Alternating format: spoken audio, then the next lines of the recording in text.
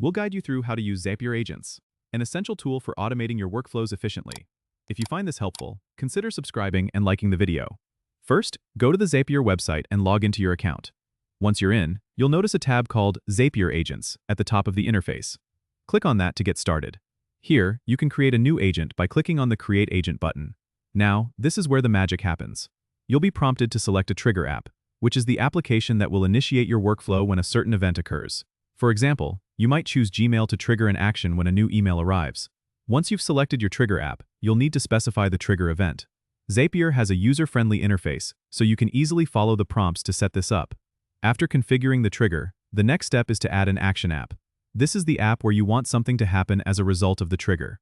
Let's say you want to automatically save email attachments to Dropbox. Select Dropbox as your action app and choose the appropriate action, like uploading a file. You'll need to connect your accounts to Zapier, which is a straightforward process involving a secure authorization. After linking your accounts, you'll be guided through setting up the action fields, which define exactly how the data should be transferred from the trigger app to the action app.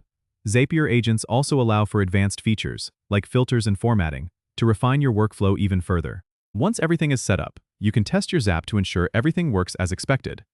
If everything runs smoothly, go ahead and activate your Zap. There you have it. Your automated workflow with Zapier agents is ready to go. Remember, you can always go back and tweak your agents as your needs change.